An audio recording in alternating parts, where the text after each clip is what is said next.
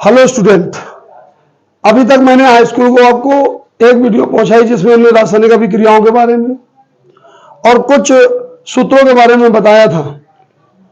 आज उसी लेसन रासायनिक अभिक्रियाएं एवं समीकरण में आगे पार्ट 2 में आप देखेंगे रासायनिक समीकरण किसे कहते हैं। रासायनिक समीकरण किसे कहते हैं तो देखिए, जब किसी रासायनिक अभिक्रिया में अभिकारक को और उत्पाद को, ये अभिकारक क्या होते हैं ध्यान दें। अभिकारक सेकेंड, इससे रिलेटिव आपकी सेकेंड डेफिनेशन क्या होगी, अभिकारक और उत्पाद।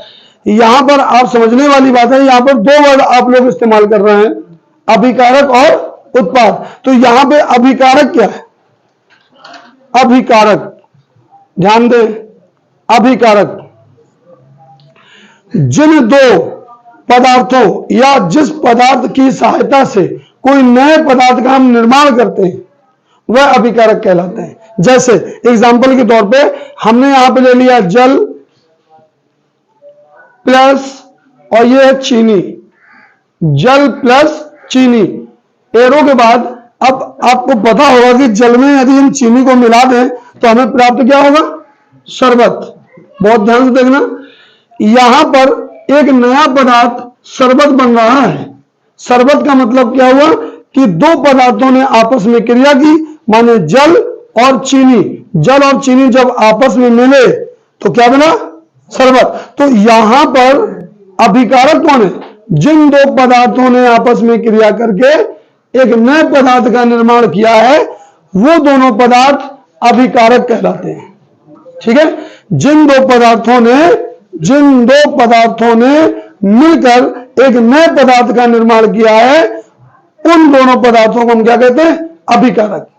ठीक है, तो आपके बात समझ में आ गई होगी कि अभिकारक क्या होते हैं। ऐसे वे पदार्थ जो आपस में मिलकर या क्रिया करके कोई नए पदार्थ का निर्माण करते हैं अभिकारक कहलाते हैं। ठीक है, आप इसको देख लीजिए, यहां पर वे पदार्थ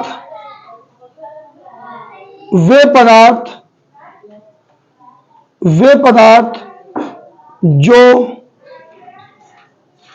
आपस में मिलकर या क्रिया करके कोई नया पदार्थ बनाते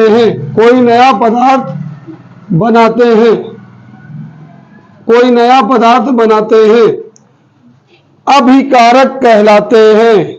अभिकारक कहलाते हैं। ठीक है, अभी रासायनिक समीकरण का मैं एग्जांपल दूंगा और उसमें भी मैं आपको बताता जाऊंगा कि कौन अभिकारक है और कौन उत्पाद है। मैंने क्या बताया, अभिकारक वे पदार्थ, अभिकारक का मतलब देख लें, वे पदार्थ जो आपस में मिलकर, क्या कहा, वे पदार्थ जो आपस में मिलकर या क्रिया करके कोई नया पदार्थ बनाते हैं अभिकारक कहलाते हैं। यहीं पर एक वर्ड और आपको देखने को मिलेगा, एक मिला था अभिकारक और एक शब्द है आपका उत्पाद। ये उत्पाद क्या है जरा देखते हैं, ये उत्पाद क्या है। उत्पाद को कहते हैं प्रोडक्ट। उत्पाद को क्या कहते हैं, प्रोडक्ट। यानी कि किसी अभिकारक के द्वारा जो नया पदार्थ बनता है, यानी कि किसी एक या एक से अधिक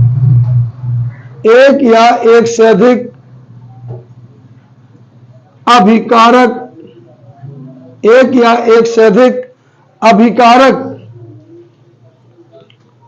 के द्वारा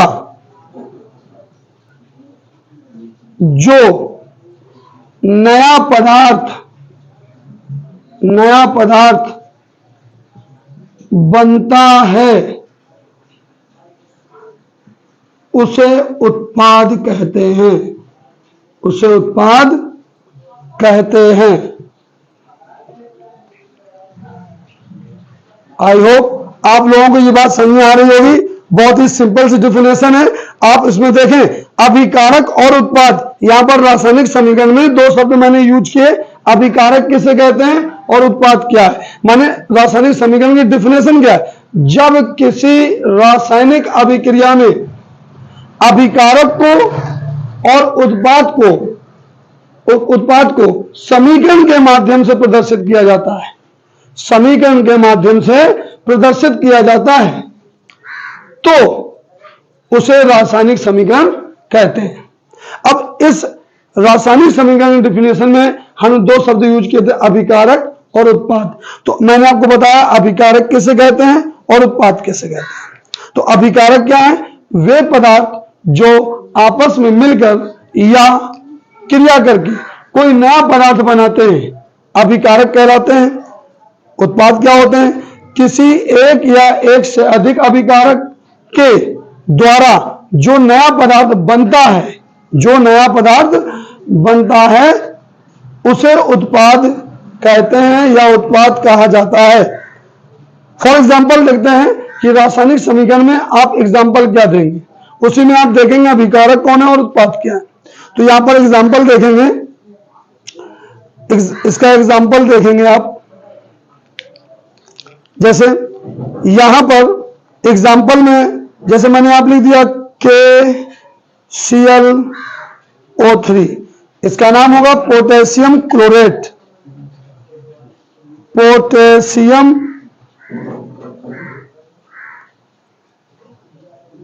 क्लोरेट, ठीक है, पोटेशियम क्लोरेट। अब जब इस पोटेशियम क्लोरेट को हम गर्म करेंगे, इस पोटेशियम क्लोरेट को जब हम गर्म करेंगे तो देखते हैं क्या होता है। इस पोटेशियम क्लोरेट को जब हम गर्म करेंगे तो KCl यानी पोटेशियम क्लोराइड प्लस ऑक्सीजन बाहर निकल जाएगी। यहां पर समझने की जरूरत है, इसको संतुलन करना है। यहां पर ऑक्सीजन के 3 अणु है और यहां पे ऑक्सीजन के 2 अणु है। अगर एरो के इधर और एरो के उधर दोनों तरफ परमाणुओं की संख्या अलग अलग है तो हमारा समीकरण असंतुलित समीकरण कहा जाता है। यदि दोनों तरफ परमाणुओं की संख्या समान है तो समीकरण संतुलित समीकरण कहा जाता है। तो उसको संतुलित कैसे करेंगे, यहाँ पे ऑक्सीजन 3 है, यहाँ पे ऑक्सीजन 2 है, तो यहां पर हम 2 लगाएंगे। क्यों, ऑक्सीजन की संख्या यहां पर विषम है तो उसको पहले सम करेंगे तो 3 दूनी 6 ऑक्सीजन हो जाएंगे। तो यदि आप यहां पे 3 लगाएंगे 3 दूनी 6। अब देखिए यहां पर 2 KCl हो जाएंगे, 2 KCl, तो यहां पर आप 2 लगा सकते हैं। तो अब ध्यान देना, यहां पर KCl और O2 माने पोटेशियम क्लोराइड, इसका क्या नाम होगा, पोटेशियम क्लोराइड, इसका नाम है ऑक्सीजन। अब जरा ध्यान दे, यहां पर इस अभिक्रिया में पोटेशियम क्लोराइड और ऑक्सीजन किसके द्वारा बन रही है, पोटेशियम क्लोराइड के द्वारा। जब मैंने पोटेशियम क्लोराइड को गर्म किया है तो ये लग रहा है कि स्टूडेंट बैठे। हमने एक बार आपसे बताया था कि सफलता एक दिन में नहीं मिलती कि आपने आज रात पढ़ा और पढ़ के सुबह उठे और हमें कामयाबी मिल गई, ऐसा नहीं है। सफलता एक दिन में नहीं मिलती, लेकिन सफलता एक दिन जरूर मिलती है। लेकिन वो एक दिन लाने के लिए हमें न जाने कितने दिन और रात जागकर मेहनत करना होगी। ठीक है, तो देखते हैं आगे क्या बता रहे थे हम।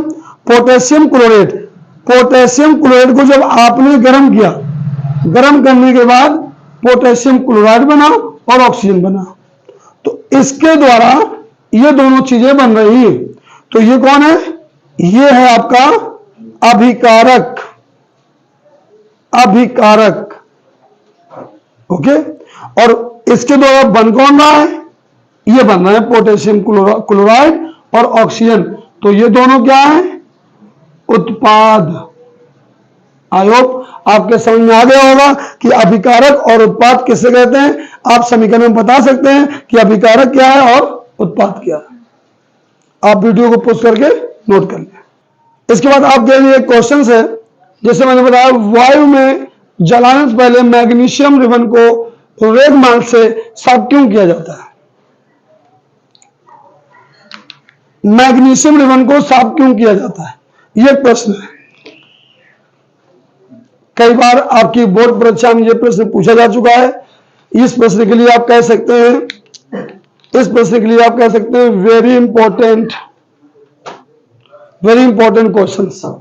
वायु में जलाने से पहले मैग्नीशियम रिबन को रेगमाल से साफ क्यों किया जाता है, या आपसे कह सकता है कि मैग्नीशियम रिबन को साफ क्यों किया जाता है। ठीक है, बात एक ही है।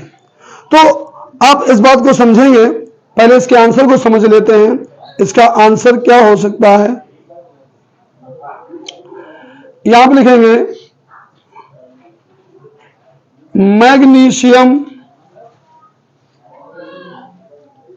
मैग्नीशियम बहुत ही क्रियाशील तत्व है। मैग्नीशियम बहुत ही क्रियाशील तत्व है और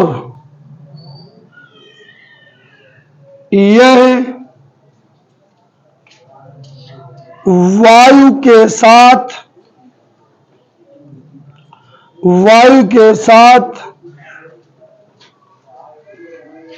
अभिक्रिया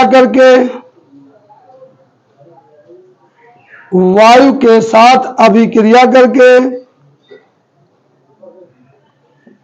अपने चारों ओर वायु के साथ क्रिया करके अपने चारों ओर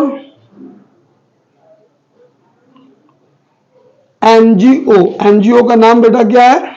मैग्नीशियम ऑक्साइड। ठीक है, अपने चारों ओर मैग्नीशियम ऑक्साइड की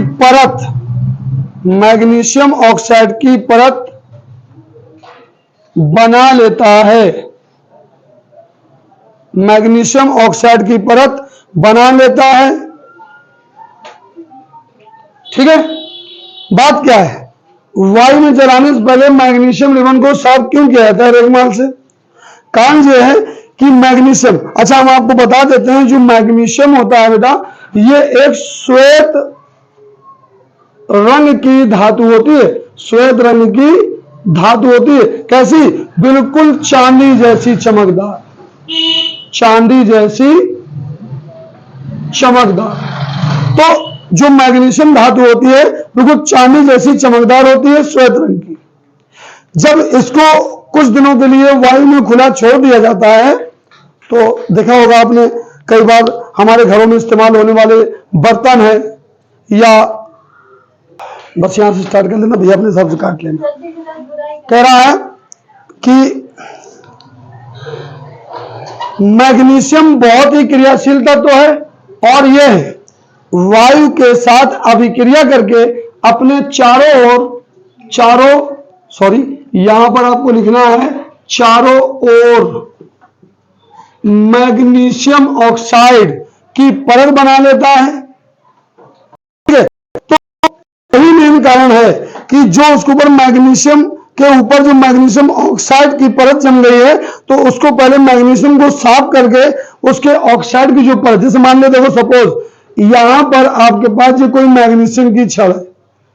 ठीक है, ये मैग्नीशियम का कोई छड़ मान लिया, रिबन मान लिया।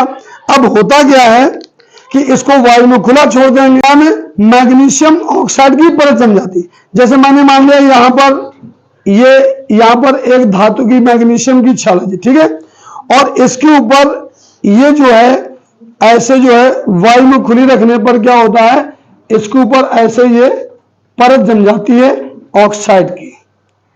अब होता क्या है, जब इसको हम वायु की उपस्थिति में जलाते हैं तो ये पूर्ण रूप से मैग्नीशियम नहीं जल पाता कि उसके ऊपर ऑक्साइड की परत जम गई। ठीक है, अब अगर किसी रेगमाल से या किसी अन्य पदार्थ से इस मैग्नीशियम, ये मैग्नीशियम को आपको दिख रही है काले रंग से, इस मैग्नीशियम के ऊपर से यदि इस परत को साफ कर दिया जाए, ऐसे ये परत को साफ कर दिया हमने, ये परत को हमने साफ कर दिया ऐसे, अगर इसकी परत को साफ कर दिया जाए तो परत को साफ करने के बाद क्या हो रहा है, अब देखिए ये हमारी जो मैग्नीशियम की रॉड थी, रिबन था, वो एकदम क्लियर हो गया है। अब वायु की उपस्थिति में जब इसको हम जलाएंगे, वायु की उपस्थिति में जब जलाएंगे तो ये ऑक्सीजन के, ये पूर्ण मैग्नीशियम रिबन ऑक्सीजन के संपर्क में रहेगा और ये अच्छी तरीके से दहन क्रिया दिखाएगा और यहां पर मैग्नीशियम ऑक्साइड का चूर्ण शुद्ध रूप से हमें प्राप्त हो जाएगा। ठीक, मैग्नीशियम ऑक्साइड का शुद्ध रूप से ऑक्सीजन, मैग्नीशियम ऑक्साइड का चूर्ण प्राप्त होगा। ठीक है, तो अब देखते हैं यहां पर क्या बताया था, मैग्नीशियम बहुत ही क्रियाशील तत्व है और यह वायु के साथ अभिक्रिया करके अपने चारों ओर मैग्नीशियम ऑक्साइड की परत बना लेता है, मैग्नीशियम ऑक्साइड की परत बना लेता है, जिसके कारण इसे जलाने से पहले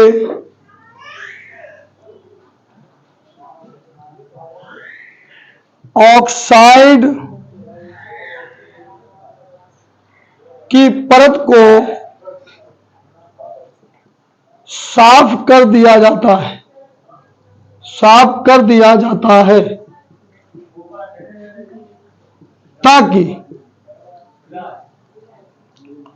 मैग्नीशियम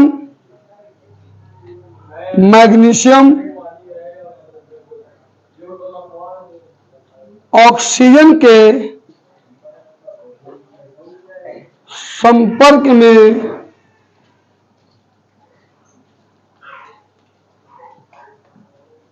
पूर्ण रूप से रहे।